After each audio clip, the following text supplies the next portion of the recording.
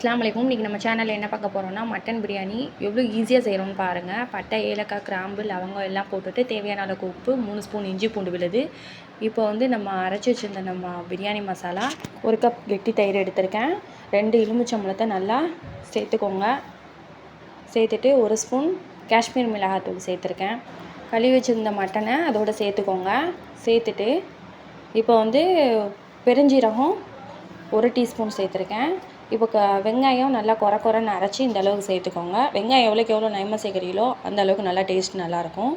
இப்போ வந்து ஒரு 4 தக்காளி நல்லா அரைச்சி எடுத்துக்கோங்க. 3 பச்சை மிளகா, இப்போ 1 ஸ்பூன் கறி மசாலா, 1 ஸ்பூன் மல்லித்தூள் சேர்த்து நல்லா கிளறி இந்த அளவுக்கு வச்சுக்கோங்க.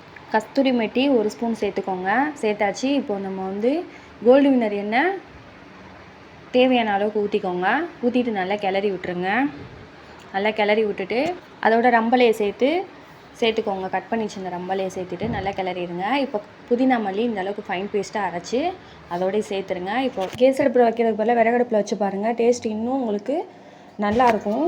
நல்லா லைட்டாக தண்ணியை சேர்த்துக்கிட்டு இப்போ நல்லா கிளறிட்டு ஒரு 10 நிமிஷம் நல்லா மூடியை போட்டு மூடி வச்சுருங்க. நல்லா கொதிக்கட்டும். இப்போ வாங்க எந்த அளவுக்கு நல்லா எண்ணெய் பிரிஞ்சு விட்ருக்குன்னு பாருங்கள்.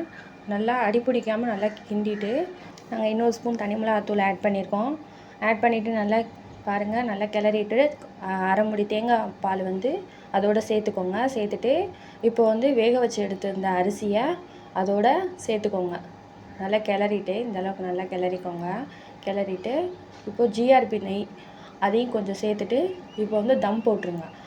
தம் போட்டு ஒரு சோறு நல்லா புழுங்கிருச்சு பாருங்கள். லைட்டாக கிளறிட்டு நம்ம கட் பண்ணி வச்சுருந்த கொத்தமல்லி இலையை அதோடு தூவிடுங்க. இப்போ எல்லோரும் சர்வ் பண்ணுங்கள். டேஸ்ட் அல்டிமேட்டாக இருக்கும்.